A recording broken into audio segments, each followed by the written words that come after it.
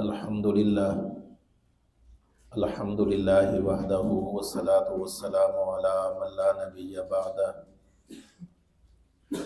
وعلی آلہ واصحابہ الذین اوفوا عہدہ اما بعد فاعوذ باللہ من الشیطان الرجیم بسم اللہ الرحمن الرحیم ما کان محمد ابا احد من رجالکم ولكن رسول اللہ وخاتم النبیین وکان اللہ بکل شیء علیما اللہم صلی علی محمد وعلی آل محمد کما صلیت علی ابراہیم وعلی آل ابراہیم انک حمید مجید اللہم بارک علی محمد وعلی آل محمد کما بارکت علی ابراہیم وعلی آل ابراہیم انک حمید مجید۔ آج ہمارا سبق عقیدہ ختم نبوت پر ہے۔ سب سے پہلے ختم نبوت کا معنی اور مفہوم، اس کے بعد عقیدہ ختم نبوت کی اہمیت اور ضرورت، نمبر 3 عقیدہ ختم نبوت کی برکات، نمبر 4 عقیدہ ختم نبوت کے دلائل۔ اور دلائل میں ترتیب یہ ہوگی کہ سب سے پہلے قرآن کریم کی آیات، نمبر 2 احادیث مبارکہ، نمبر 3 آثار صحابہ، نمبر 4 اجماع امت۔ ہمارے مرکز کا یہ مزاج ہے کہ جب بھی کسی عنوان پر گفتگو کرنی ہو، کسی علمی عنوان پر گفتگو کرنی ہو، تو اس میں چند باتیں ملحوظ ہوتی ہیں۔ نمبر 1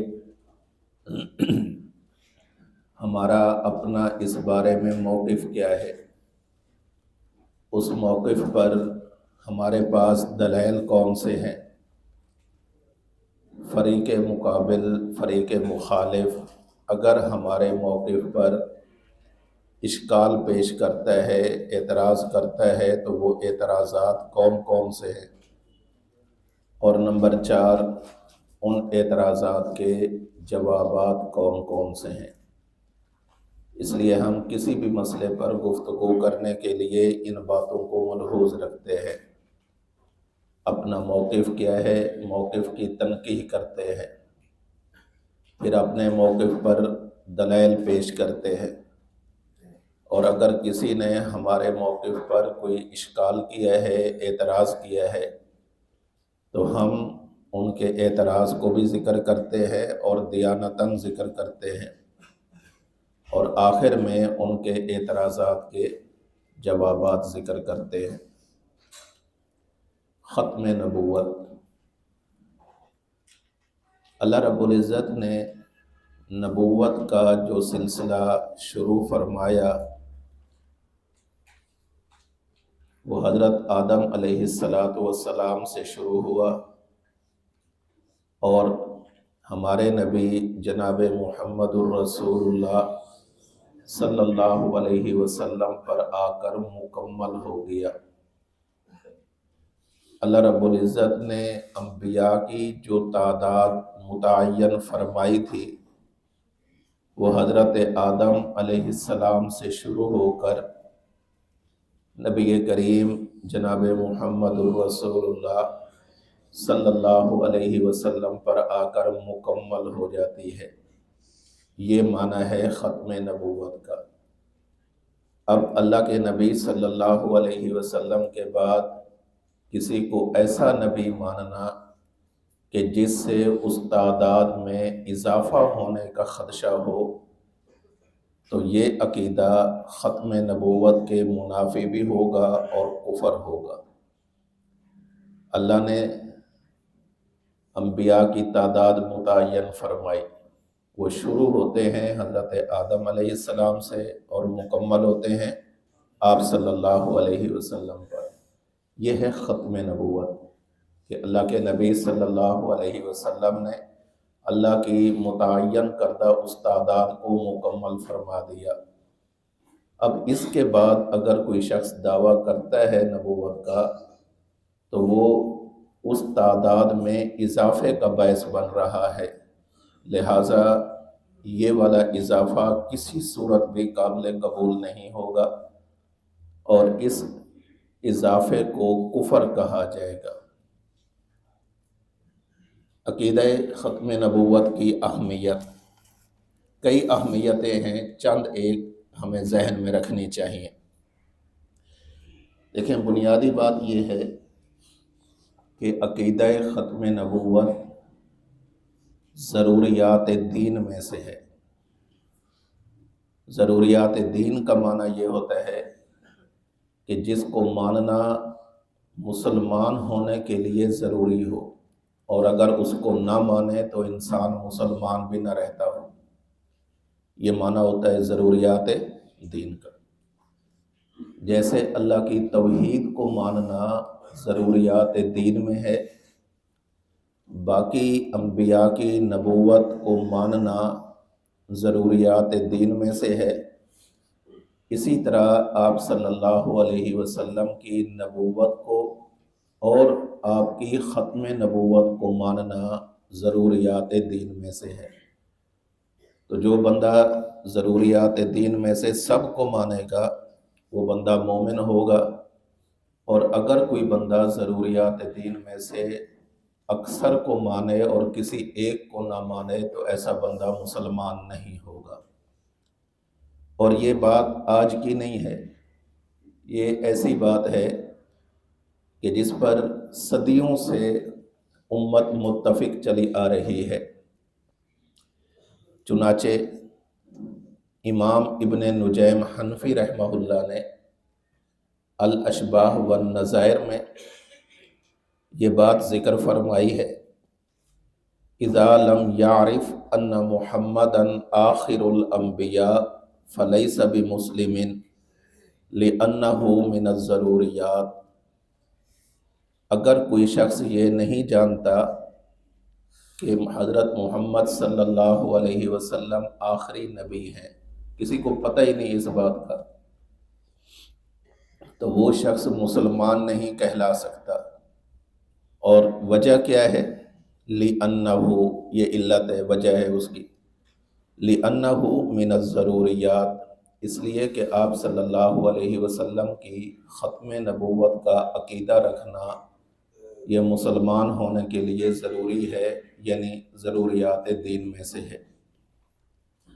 یہ اتنا اہم عقیدہ ہے کہ اللہ رب العزت نے قرآن کریم میں اس عقیدے کو 100 سے زائد مقامات پر ذکر کیا ہے۔ اس حوالے سے حضرت مولانا مفتی محمد شفیع عثمانی رحمہ اللہ کی کتاب ختم نبوت کامل، تقریباً 4 حصوں میں نئی جو آ رہی ہے، چھپ چکی ہے، اس میں ان آیات کو بھی لکھ دیا گیا ہے اور ان احادیث کو بھی لکھ دیا گیا ہے۔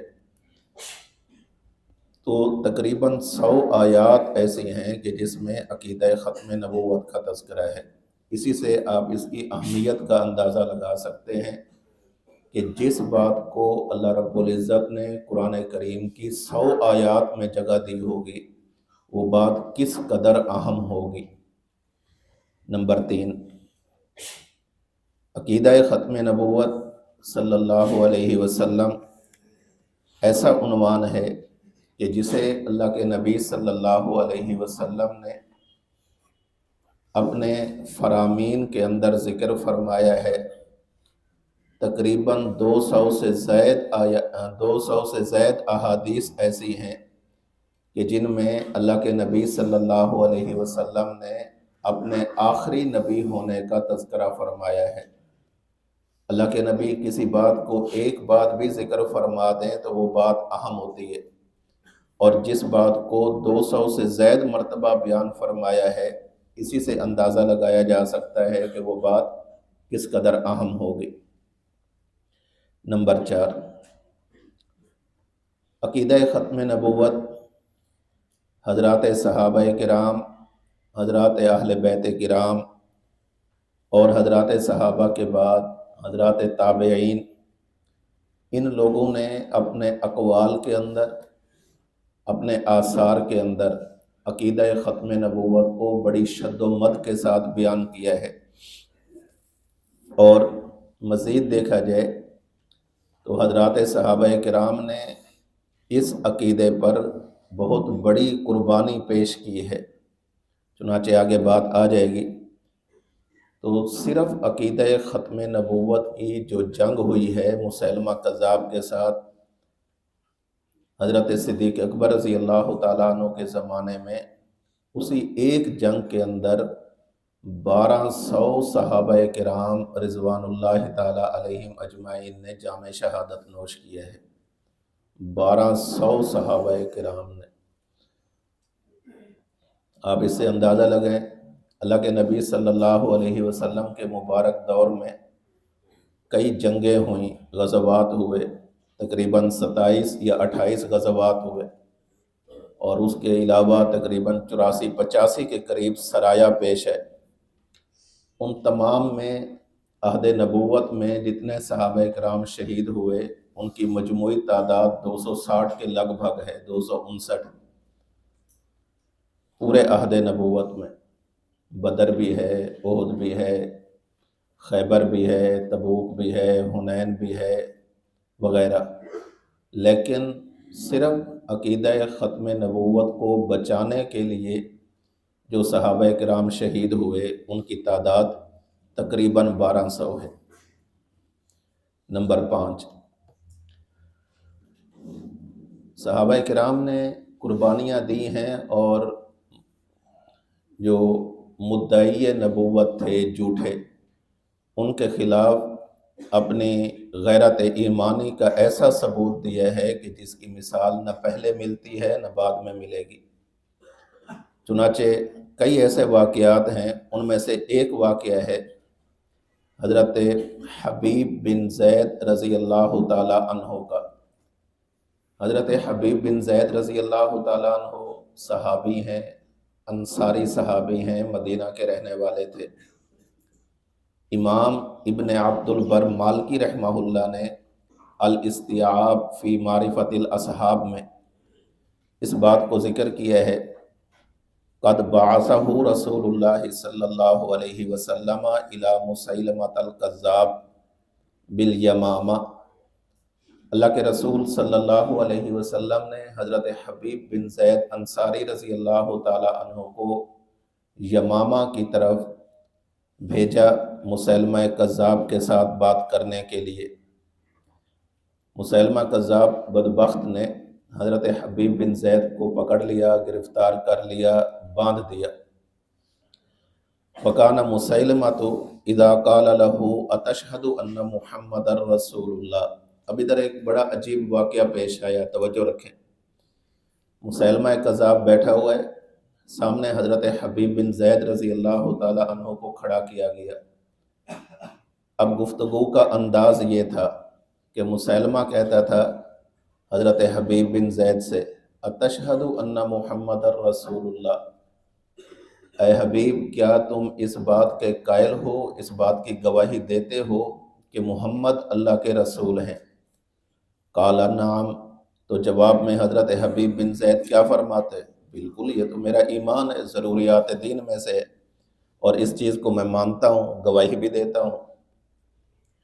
وَإِذَا قَالَ لَهُ، اور جب مسیلمہ حضرت حبیب بن زید سے یوں کہتا، اتشہد انی رسول اللہ، اے حبیب کیا تم اس بات کی بھی گواہی دیتے ہو کہ میں یعنی مسیلمہ اللہ کا رسول ہوں؟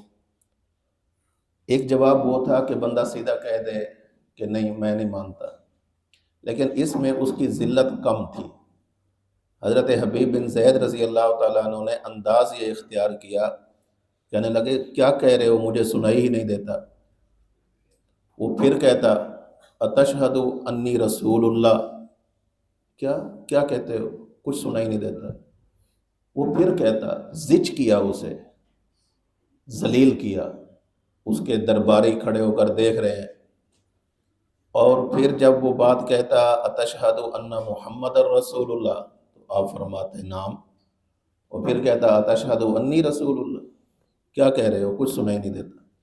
یوں زج کیا کہ تو کیسے اپنے آپ کو رسول کہتا ہے، تیری بات تو اتنی بھی نہیں ہے کہ جسے ہم سن کر سمجھنے کے قابل سمجھیں، بالکل بیکار قسم کی بات ہے، تیرا دعویٰ نبوت ہی بیکار ہے۔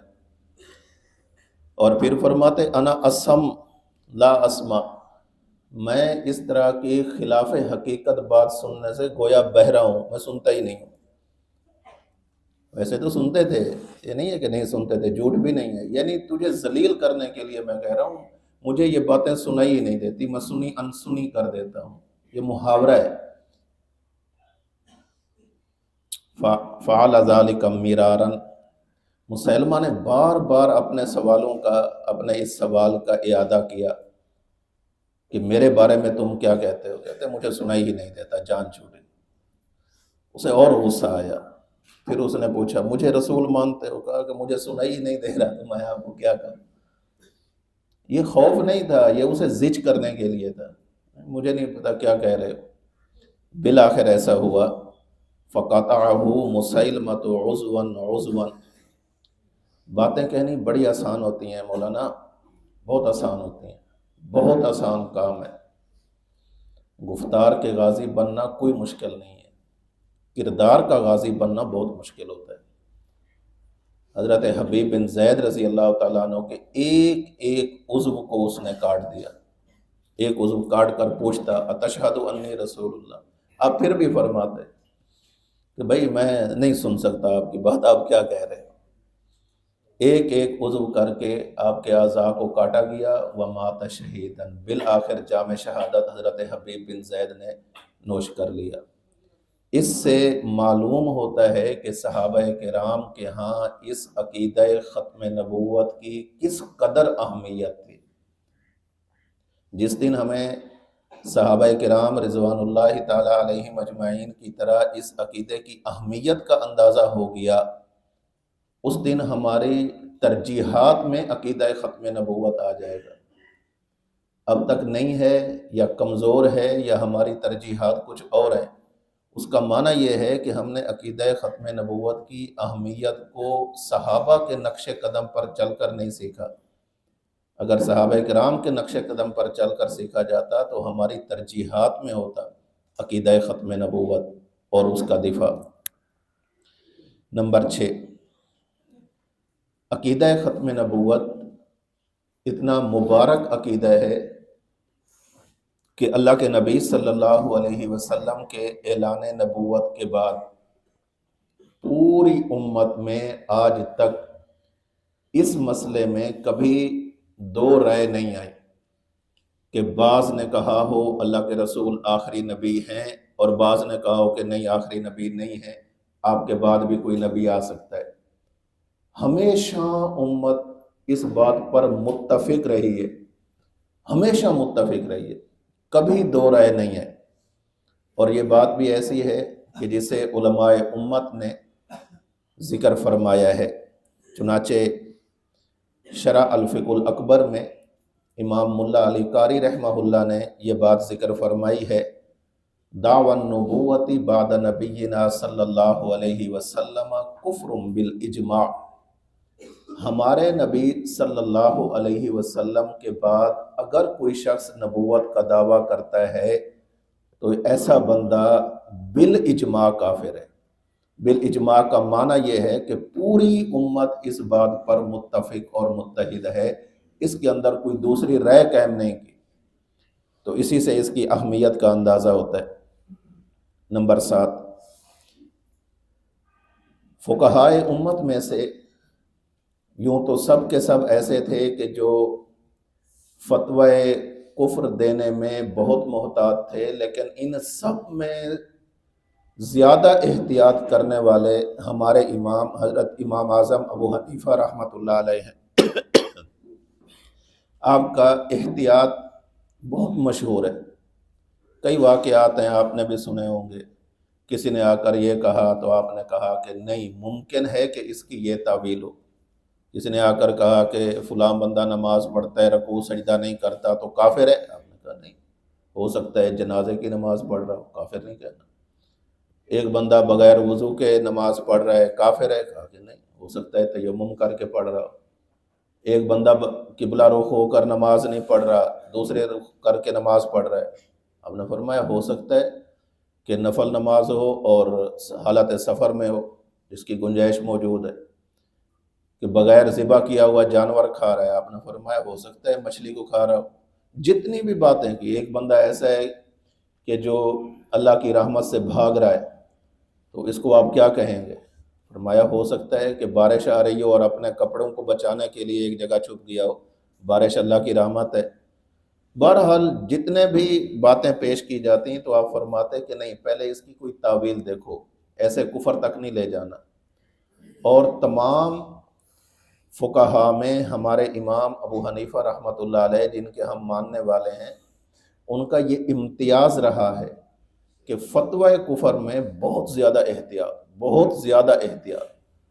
لیکن عقیدہ ختم نبوت اتنا حساس مسئلہ ہے، اتنا اہم مسئلہ ہے، اتنا اہم مسئلہ ہے کہ حضرت امام صاحب رحمۃ اللہ علیہ سے یہ پوچھا گیا کہ اگر کوئی بندہ کسی مدعی نبوت سے اس کی دلیل طلب کر لے تو اس کے بارے میں آپ کا کیا خیال ہے؟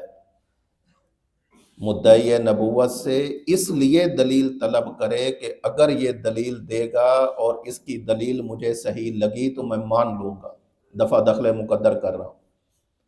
وگرنہ ہمارے علماء نے مدعیان نبوت کے ساتھ یہ گفتگو کی ہے کہ تو اپنے آپ کو نبی کہتے ہے تو تیرے پاس دلیل کیا ہے؟ یہ دلیل مانگنا اس لیے تھا کہ تم دلیل دو، میں تمہاری دلیل کو توڑتا ہوں۔ یہاں جس بندے کی بات ہو رہی ہے، جس کے بارے میں حضرت امام صاحب رحمۃ اللہ علیہ فرما رہے ہیں، یہ وہ بندہ ہے کہ جو کسی مدعی نبوت سے دلیل مانگے، لیکن اس لیے مانگے کہ اگر مجھے اس کی دلیل سمجھ آ گئی تو میں اس کے موقف کو تسلیم کر لوں گا۔ تو حضرت امام صاحب رحمۃ اللہ علیہ فرماتے ہیں، من طلب منہ علامتاً فقد کفر، اگر کسی بندے نے مدعی نبوت سے اس لیے دلیل مانگی کہ میں اس کی دلیل کو مان لوں گا، اگر یہ دلیل مجھے سمجھ آ گئی تو پھر یہ بندہ کافر ہو جائے گا۔ صرف دلیل نبوت مانگنے پر ہی کافر ہو جائے گا۔ کیوں؟ اس لیے کہ اس کا اب اعتقاد بن گیا ہے کہ اللہ کے نبی کے بعد کوئی اور نبی آ سکتا ہے، ممکن ہے کہ یہ بھی وہی ہو، اور اللہ کے نبی کے بعد کوئی اور نبی پیدا ہو سکتا ہے۔ جس بندے کا یہ عقیدہ ہوگا وہ بندہ مسلمان نہیں ہے۔ تو اس سے اس کی اہمیت کا اندازہ ہوتا ہے۔ عقیدہ ختم نبوت کی برکات، اللہ رب العزت نے عقیدہ ختم نبوت کی برکت سے اس امت کو بہت ساری نعمتیں عطا فرمائیں، بہت زیادہ، جو پہلی امتوں کو نصیب نہیں تھی۔ پہلی امتوں میں کیا تھا؟ ایک نبی تشریف لاتے، ان کا زمانہ مکمل ہوتا، ان کا دائرہ نبوت مکمل ہوتا، ان کا زمان و مکان مکمل ہوتا، وہ تشریف لے جاتے، ان کے بعد پھر دوسرے نبی نے آنا ہوتا۔ اس لیے ان امتوں کو وہ نعمتیں نہ دی گئیں۔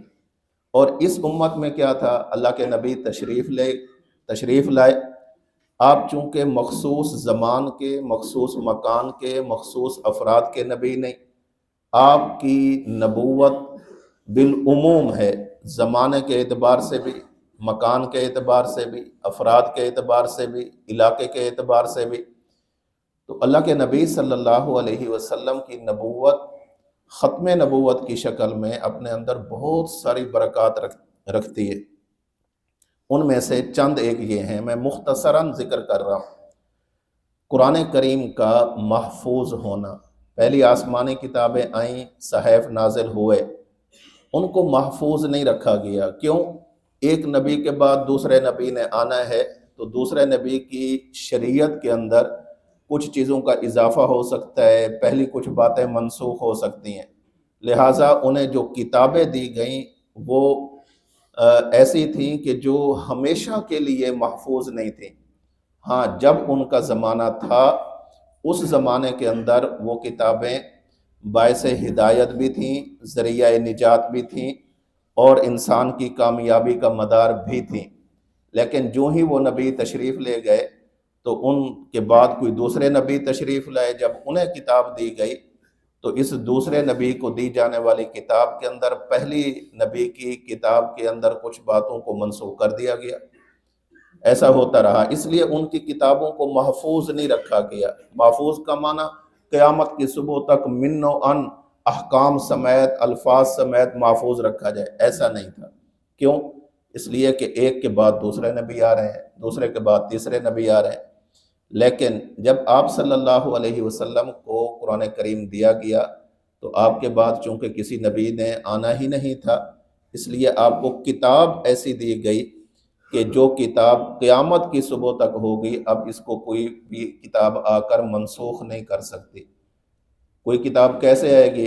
کتاب تو نبی پر آنی ہے، جب نبی ہی کوئی اور نہیں آئے گا تو ان پر کوئی کتاب بھی نازل نہیں ہوگی اور یہ قرآن کریم محفوظ رہے گا۔ تو آج ہمارے پاس جو قرآن کریم اصلی شکل میں موجود ہے، یہ در حقیقت دیکھا جائے تو اللہ کے نبی صلی اللہ علیہ وسلم کی ختم نبوت کی وجہ سے ہے۔ اسی پر آپ قیاس کریں حدیث مبارک کو، سنت رسول کو، یہ جو محفوظ ہیں، باقی انبیاء کی وہ ساری باتیں محفوظ نہیں، لیکن اللہ کے نبی صلی اللہ علیہ وسلم کی احادیث اور آپ کی مبارک سنتیں محفوظ ہیں۔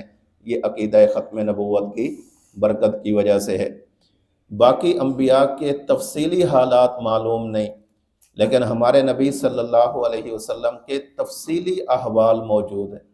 یہاں تک کہ آپ نے جو فرمایا، آپ کا فرمان بھی محفوظ ہے، آپ نے جو کر کے دکھایا، آپ کا عمل بھی محفوظ ہے، حتیٰ کہ آپ کے چہرے پر جو ناگواری کے اثرات آئے، اس ناگواری کے اثرات کو بھی صحابہ کرام نے امت تک محفوظ کر کے دیا ہے۔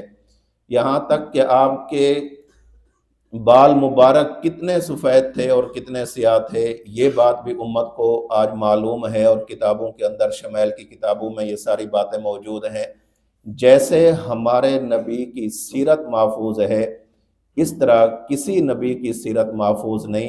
کیوں؟ اس لیے کہ ایک کے بعد دوسرا، دوسرے کے بعد تیسرا، تیسرے کے بعد چوتھا، لیکن ہمارے نبی صلی اللہ علیہ وسلم چونکہ آخری ہیں، اس لیے امت کو اس عقیدہ ختم نبوت کی برکت سے نبی کریم صلی اللہ علیہ وسلم کی محفوظ سیرت نصیب ہوئی ہے، اور یہ عقیدہ ختم نبوت کی برکت کی وجہ سے ہے۔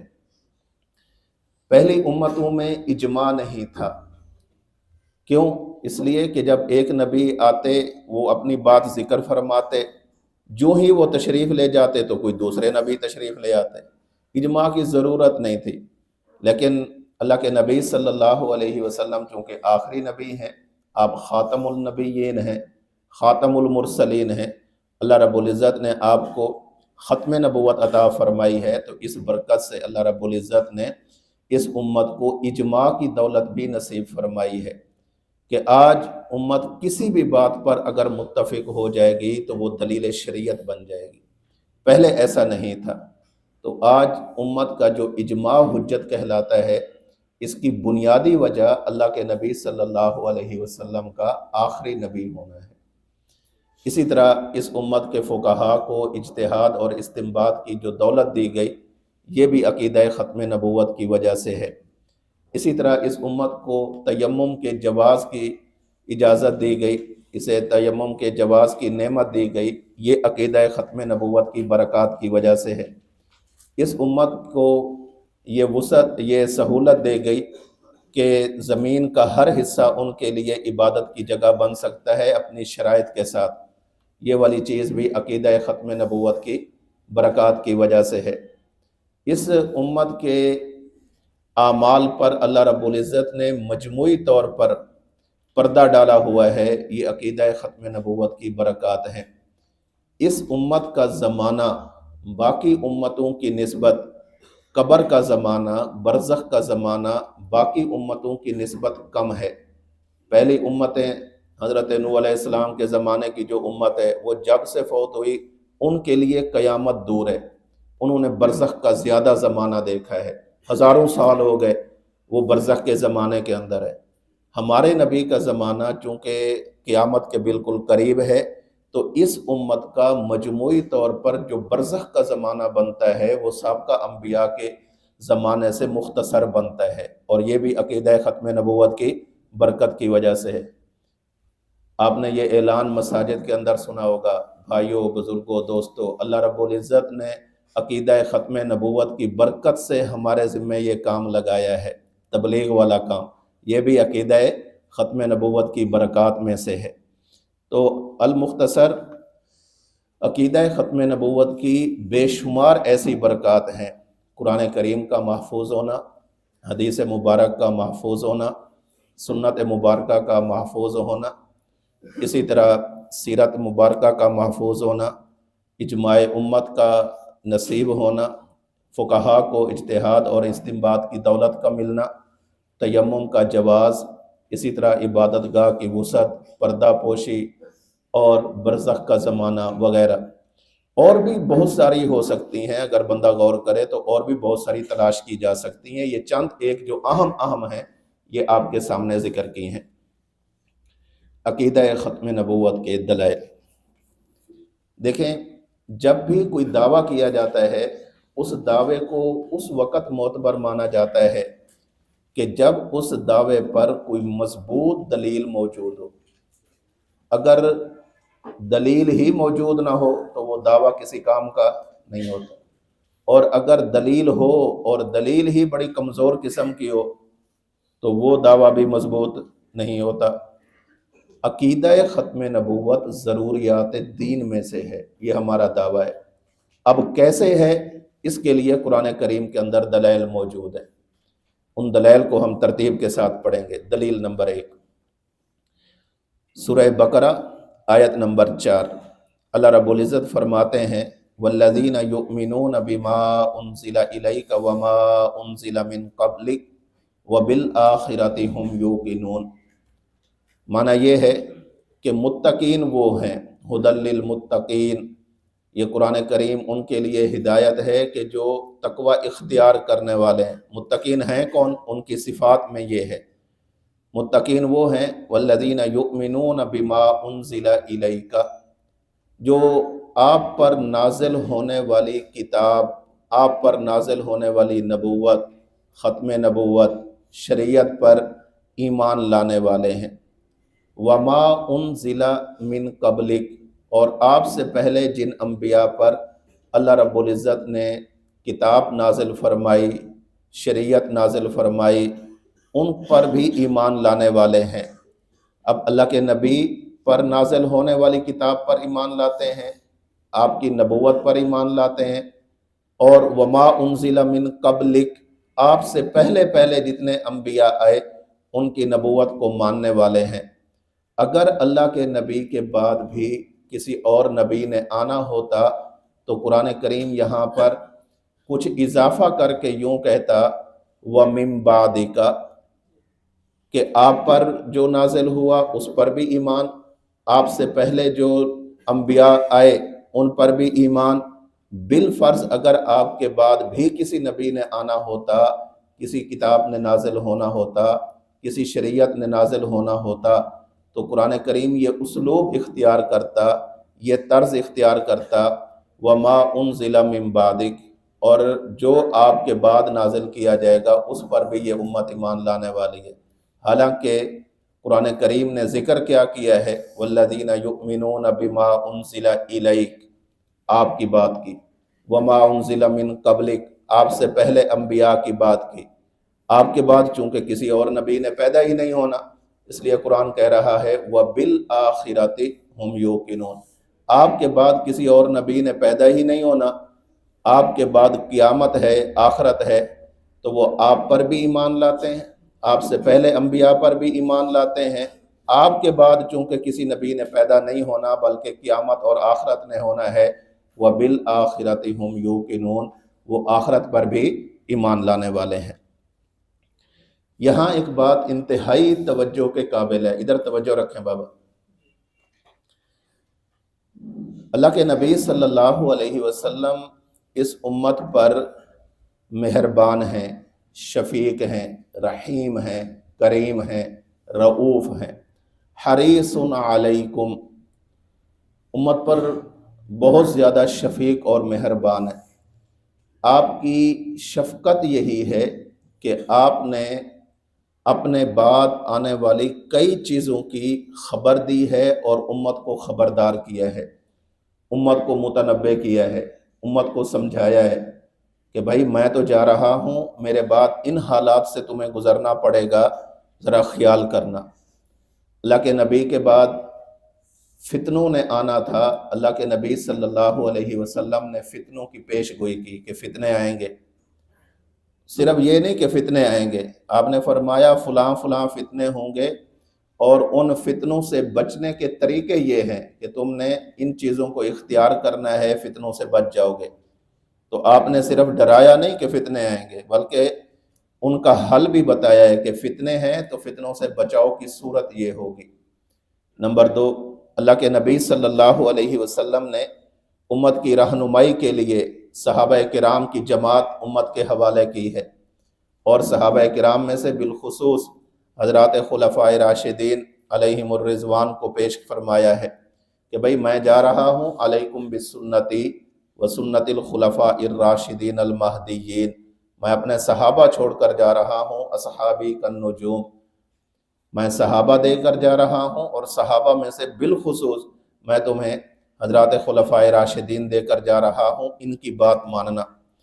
جب ان کا زمانہ ختم ہو جائے گا پھر فقہا آئیں گے، ان کی بات کو ماننا۔ پھر جب فقہا کا ایک معتدبہ زمانہ ختم ہو جائے گا تو پھر اہل علم کی بات ماننا۔ فاسألوا اہل الذکر ان کنتم لا تعلمون۔ اللہ کے نبی صلی اللہ علیہ وسلم قیامت تک آنے والے اپنے ہر امتی کی ایسی رہنمائی فرما رہے ہیں کہ امت کو کبھی پریشانی نہ ہو، بہت ساری چیزیں بتائیں۔ پھر اللہ کے نبی صلی اللہ علیہ وسلم نے قرب قیامت جو اہم واقعات پیش آنے تھے، اللہ کے نبی نے وہ بھی ذکر فرمائے۔ حضرت عیسیٰ علیہ السلام کا نزول ہوگا، حضرت مہدی علیہ رضوان کی آمد ہوگی، ان کا نام یہ ہوگا، والدہ کا نام یہ ہوگا، علاقہ کون سا ہوگا، کب ظاہر ہوں گے، علامات کون سی ہوں گی وغیرہ، یہ ساری چیزیں ذکر کی۔ دجال کے بارے میں بتایا، دابت الارض کے بارے میں بتایا، اور زلزلوں کے بارے میں بتایا، بہت علامات کو، قیامت کبریٰ قیامت صغریٰ کی علامات کو ذکر کیا۔ اگر اللہ کے نبی کے بعد کسی اور نبی نے پیدا ہونا ہوتا بالفرض تو اللہ کے نبی صلی اللہ علیہ وسلم ضرور ان کی نشاندہی کرتے، اور یہ انبیاء کا طریقہ رہا ہے کہ جب ایک نبی تشریف لے جاتے تو اپنے بعد میں آنے والے نبی کی پیشگوئی کر کے جاتے، جیسے حضرت عیسیٰ علیہ السلام نے اللہ کے نبی صلی اللہ علیہ وسلم کی پیشگوئی فرمائی۔ وَمُبَشِّرًا بِرَسُولٍ يَأْتِي مِن بَعْدِ اسْمُهُ احمد، میرے بعد ایک رسول آئے گا اور اس کا نام احمد ہوگا صلی اللہ علیہ وسلم۔ تو اگر اللہ کے نبی صلی اللہ علیہ وسلم کے بعد بھی کسی نبی نے آنا ہوتا تو اللہ کے نبی اس کا نام بتاتے، علاقہ بتاتے، اس پر ایمان لانے کو لازمی قرار دیتے۔ حالانکہ اللہ کے نبی نے اس بات کو ذکر نہیں فرمایا، بلکہ اس بات کو ذکر کیا مانا، یہ تو کجا اللہ کے نبی صلی اللہ علیہ وسلم نے صراحتاً اس بات کو ذکر فرمایا ہے کہ میرے بعد کچھ لوگ نبوت کا دعویٰ کریں گے، اور اس دعوے کے اندر وہ جھوٹے ہوں گے، خیال کرنا ان کے دعوی نبوت کو تسلیم کر کے ایمان کو برباد نہ کرنا۔ متعدد احادیث ایسی ہیں کہ جن کے اندر اللہ کے نبی صلی اللہ علیہ وسلم نے صراحتاً جھوٹے مدعیان نبوت کی اللہ کے نبی نے پیشگوئی کی ہے اور ان سے بچنے کا حکم دیا ہے۔ پھر اللہ کے نبی نے خود انہیں کذاب کہا ہے، خود دجال کہا ہے۔ میرے بعد ایسے ایسے لوگ آئیں گے، کلہم یزعم انہ نبی، ان میں سے ہر بندے کا یہ گمان ہوگا، حقیقت نہیں، اس کا یہ خیال ہوگا کہ وہ بھی اللہ کا نبی ہے، لیکن اللہ کے نبی نے فرمایا انا خاتم النبیین لا نبی بعدی، میں آخری نبی ہوں، میرے بعد کسی اور نبی نے نہیں آنا۔ دلیل نمبر 2،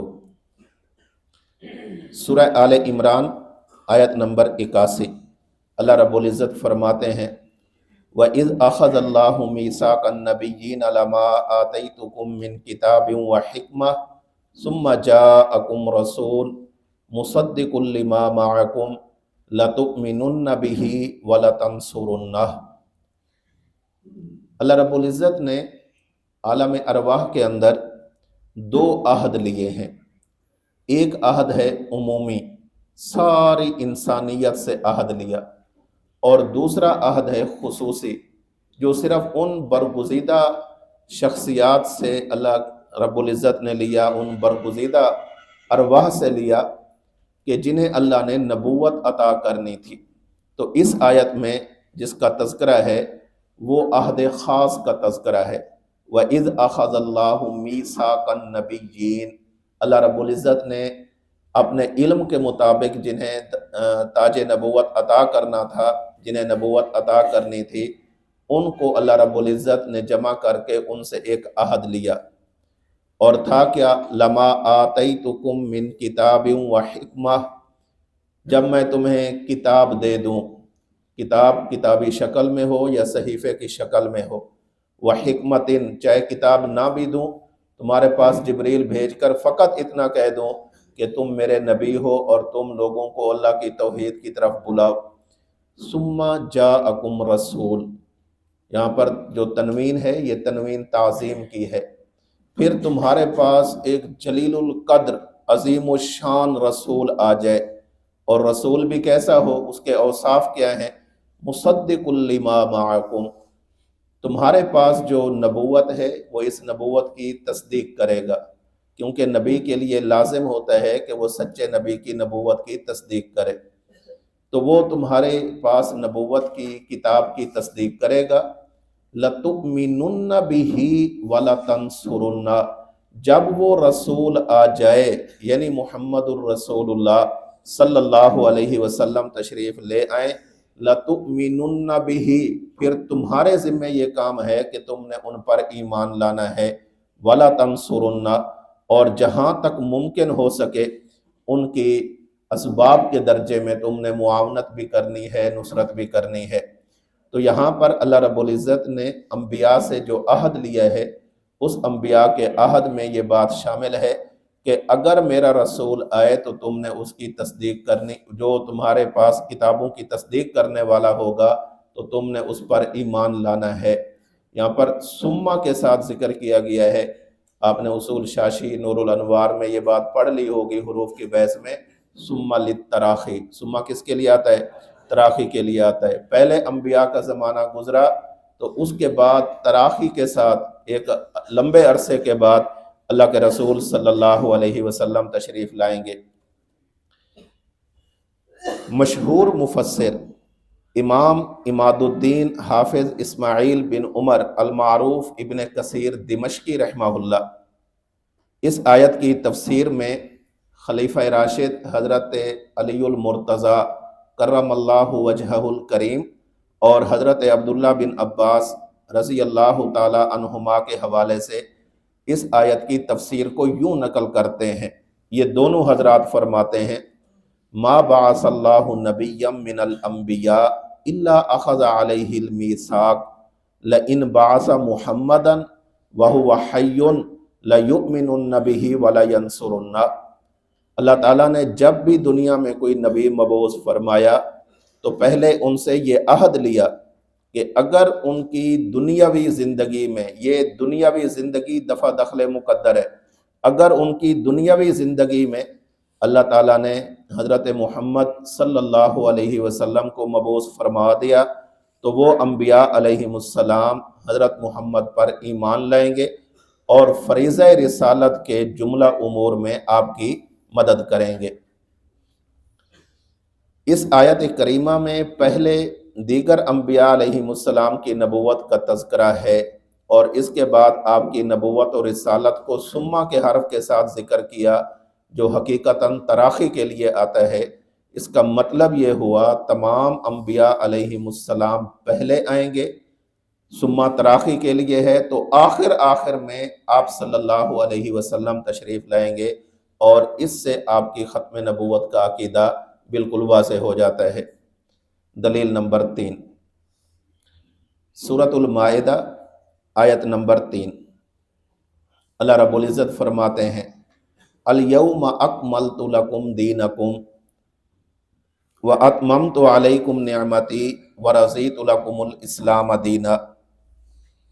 آج کے دن ہم نے آپ کے لیے آپ کا دین مکمل کر دیا اور آپ پر اپنی نعمت تام کر دی، اور آپ کے لیے اسلام کو بطور دین پسند بھی فرما لیا۔ ادھر توجہ رکھیں بھائی، طریقہ استدلال تھوڑا سا سمجھ لیں۔ اس آیت میں اللہ رب العزت نے اپنی ایک خاص نعمت کا تذکرہ فرمایا ہے، الیوم اکملت لکم دینکم، اور اس امت کے امتیازی وصف کو بیان کیا ہے، اور وہ یہ ہے کہ اللہ تعالیٰ نے دین اسلام کے اصولوں کو، دین اسلام کی جزیات نہیں، دین اسلام کے اصولوں کو اس امت کے لیے ایسا کامل، مکمل، اکمل فرما دیا ہے۔ اب اس کے اندر کسی طرح کی ترمیم کی، اضافے کی، کمی کی کوئی گنجائش باقی نہیں ہے، اور نہ ہی اس دین کو منسوخ کرنے کے لیے کسی نئے نبی کی ضرورت ہے، بلکہ اب قیامت تک صرف دین محمدی ہوگا۔ ویسے تو جو بھی نبی تشریف لائے وہ اپنے اپنے دور کے اندر انہیں جو نبوت ملی وہ کامل درجے کی تھی۔ یہ خیال رکھنا، اللہ کے نبی صلی اللہ علیہ وسلم کی ختم نبوت کو بیان کرتے ہوئے کبھی بھی یہ اسلوب اختیار نہیں کرنا کہ اللہ کے نبی کی ختم نبوت کو سب کچھ سمجھ لیا جائے اور پہلے انبیاء کی نبوت کو معمولی سمجھ لیا جائے۔ یہ غلطی کبھی نہیں کرنی، یہ ایمان کا مسئلہ ہے۔ جتنے انبیاء آئے انہیں جو اللہ نے نبوت عطا فرمائی وہ نبوت کامل درجے کی تھی، مکمل درجے کی تھی، لیکن ہوا کیا تھا کہ ایک نبی کو جو زمانہ دیا گیا، وقت دیا گیا، وہ محدود تھا، جو جماعت دی گئی محدود تھی، جو علاقہ دیا گیا محدود تھا، جو افراد دیے گئے وہ محدود تھے۔ ایک نبی تشریف لائے، اپنے انہی لوگوں پر محنت کی، اسی علاقے میں رہ کر محنت کی، اور اپنی محنت کر کے اللہ کے ہاں سرخرو ہو کر، کامیاب ہو کر تشریف لے گئے۔ ان کے جانے کے بعد کسی اور نبی نے آنا ہوتا، لیکن جب آپ صلی اللہ علیہ وسلم تشریف لائے تو چونکہ آپ کی نبوت زمان کے اعتبار سے، مکان کے اعتبار سے، علاقے کے اعتبار سے، افراد کے اعتبار سے کامل، مکمل، اکمل اور عمومی طور پر تھی، اس لیے اللہ کے نبی صلی اللہ علیہ وسلم کو جو نبوت دی گئی وہ اتنی مکمل درجے کی دی گئی کہ اس کے بعد مزید کسی نبی کے آنے کی ضرورت بھی نہیں ہے۔ یہ آگے بات آئے گی، قادیانی لوگ جو منکرین ختم نبوت ہیں وہ کسی سے گفتگو کرنے کے لیے ایک بنیاد قائم کرتے ہیں۔ پہلے یہ پوچھتے ہیں کہ اچھا یہ بتاؤ کہ اللہ کے ہاں ولایت اچھی چیز ہے کہ بری چیز ہے؟ بندہ کہتا ہے بہت اچھی چیز ہے۔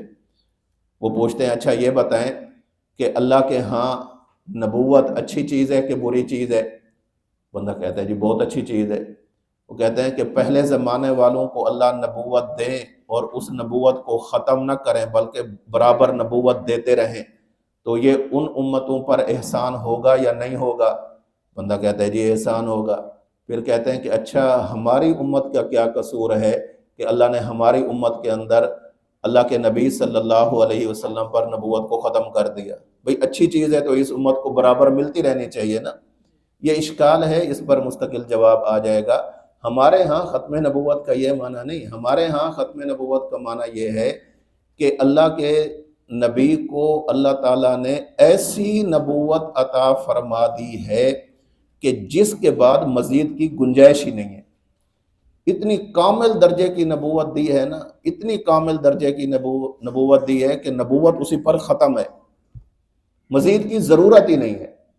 مزید کی ضرورت تو تب ہو کہ جب پہلے والے میں کچھ کمی ہے، احکام کی منسوخی کے حوالے سے، احکام کے اندر نسخ کے حوالے سے، احکام میں تبدیلی کے حوالے سے بھئی ضرورت ہی نہیں ہے۔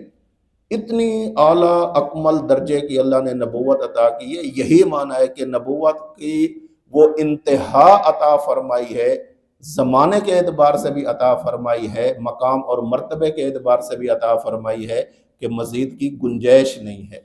جب گنجائش نہیں ہے تو اس کو باقی رکھنے کا کیا فائدہ؟ بھائی دیکھیں، یہ ایک پانی کا گلاس ہے، اس میں پانی اتنا ہو مزید کی گنجائش ہے، اتنا ہو مزید گنجائش ہے، اتنا ہو، لیکن جب بالکل کنارے تک آ جائے مزید کی گنجائش ہے؟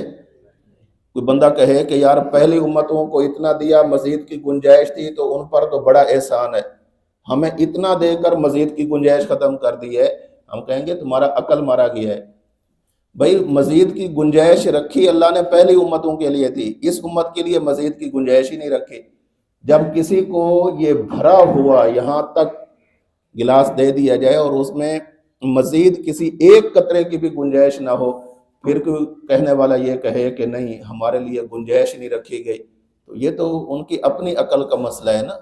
اصل کیا ہے کہ اللہ رب العزت نے اتنی انتہا درجے کی کامل نبوت دے دی ہے کہ مزید اس کے اندر کسی طرح کی کمی بیشی کی ضرورت ہی نہیں ہے۔ یہاں دو باتیں ہیں، فائدے کے طور پر سمجھ لیں۔ اللہ رب العزت نے دو لفظ ذکر فرمائے، اکملت لکم و اتممت۔ یہاں پر اکمال اور اتمام یہ دو لفظ ہیں، ان دونوں کو سمجھ لیں، دونوں کے فرق کو سمجھ لیں۔ اکمال کہتے ہیں اسے کہ جو کسی کو چیز دینی ہو تو مکمل درجے کی دی جائے، اور اتمام کہتے ہیں اتنی مکمل درجے کی دی جائے کہ مزید کی گنجائش باقی نہ رہے۔ مثلا کوئی شخص یوں کہتا ہے کہ میں نے آپ کو اتنا کچھ دے دیا ہے کہ آپ کو مزید کسی اور چیز کی ضرورت نہیں رہے گی۔ یہاں پر اس نے دو باتیں کی ہیں۔ پہلی بات کیا کہ میں نے تمہیں اتنا کچھ دے دیا ہے، یہ معنی ہے اکمال کا۔ مزید تمہارے لیے کسی اور چیز کی ضرورت نہیں رہے گی، یہ معنی ہے اتمام کا۔ تو اللہ رب العزت نے آپ صلی اللہ علیہ وسلم کو جو دین دیا ہے اس کے بارے میں دو لفظ ذکر کیے ہیں، اکملت لکم دینکم، ہم نے اتنا کچھ تمہیں دے دیا ہے، اتنا کچھ دے دیا ہے کہ جس کے پاس کسی اور چیز کی ضرورت ہی نہیں ہے، یہ معنی ہے اتمام کا۔ تو ضرورت ہی نہیں ہے تو پھر نبوت کی ضرورت کیسے باقی رہی؟ آپ صلی اللہ علیہ وسلم کو اللہ رب العزت نے شریعت ایسی دی ہے، دین ایسا دیا ہے، نبوت ایسی دی ہے کہ اس جیسی نبوت پہلے کسی کو نہیں دی، اور اس کے بعد ضرورت بھی باقی نہیں ہے، اکمال بھی ہے اور اتمام بھی ہے، جس سے یہ ثابت ہوتا ہے کہ اللہ کے نبی صلی اللہ علیہ وسلم کو دی جانے والی نبوت، جہاں پر نبوت ہے وہیں پر ختم نبوت بھی ہے۔ دلیل نمبر 4، سورہ اعراف آیت نمبر 158، اللہ رب العزت فرماتے ہیں، قل یا ایھا الناس انی رسول اللہ الیکم جمیعا، اے پیغمبر آپ فرما دیں کہ میں تم سب کی طرف اللہ کا رسول بنا کر بھیجا گیا ہوں۔ انی رسول اللہ الیکم جمیعاً، الیکم جمیعاً، میں کسی مخصوص زمانے کے لیے نہیں، مخصوص افراد کے لیے نہیں، مخصوص علاقے کے لیے نہیں، چند لوگوں کے لیے نہیں، انی رسول اللہ الیکم جمیعاً، سب کے سب لوگوں کے لیے مجھے اللہ نے رسول بنا کر بھیجا ہے۔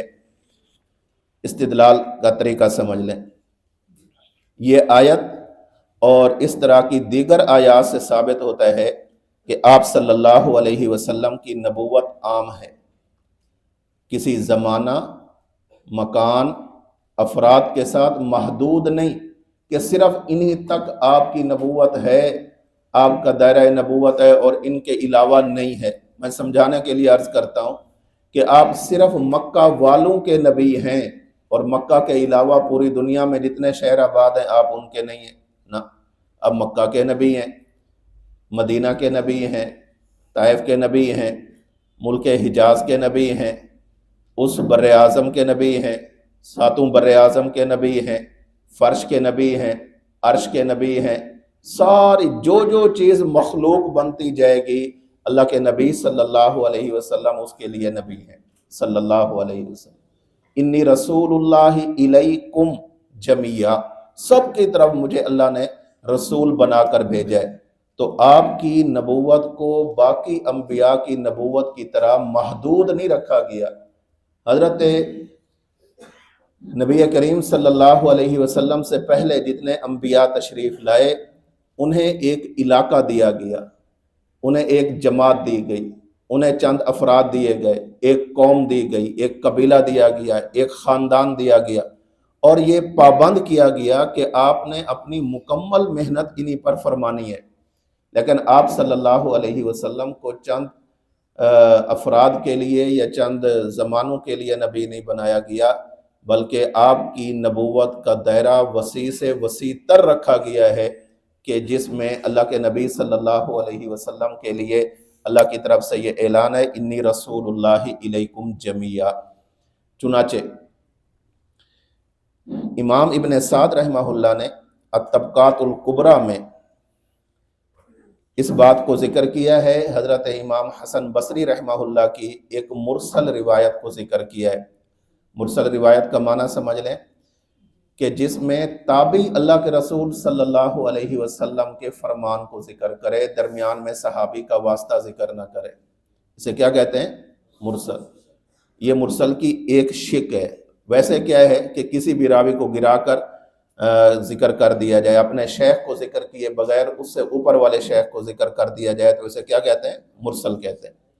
اب حضرت حسن بصری رحمہ اللہ تابعی ہیں، لیکن فرمان براہ راست اللہ کے نبی کا نقل کر رہے ہیں، اور ہمارے ہاں مراسیل حجت ہیں۔ اس پر تفصیلی بحث ان ساتھیوں کو معلوم ہوگی کہ جو مرکز میں اصول حدیث پڑھ چکے ہیں۔ باقی بھی میں کسی کی نفی نہیں کرتا، کیونکہ ہم ذرا تفصیل کے ساتھ پڑھاتے ہیں تو اس لیے کہہ رہا ہوں۔ باقی ماشاءاللہ آپ سب لوگ صاحب علم ہیں، آپ کو بھی یاد ہوگی، لیکن مرکز والوں کو اس بات پر زیادہ محنت کرائی جاتی ہے۔ امام ابن سعد فرماتے ہیں اللہ کے رسول حضرت حسن بصری رحمہ اللہ فرماتے ہیں کہ اللہ کے رسول صلی اللہ علیہ وسلم نے فرمایا انا رسول من ادرکت حیا ومن یولد بعدی، جس کو میں اپنے زمانے میں پالوں گا، یعنی جو میرے زمانے میں آئے گا میں اس کا بھی رسول ہوں، اور جو میرے بعد پیدا کیا جائے گا میں اس کا بھی رسول ہوں۔ تو حضرت حسن بصری رحمہ اللہ کے نبی صلی اللہ علیہ وسلم کا یہ جو فرمان ذکر کر رہے ہیں کہ جو میرے زمانے میں آئے گا میں بھی اس کا نبی ہوں، اور جو میرے بعد پیدا کیا جائے گا اس کے لیے کوئی اور نبی نہیں آئے گا، اس کے لیے بھی میں خود نبی اور رسول ہوں۔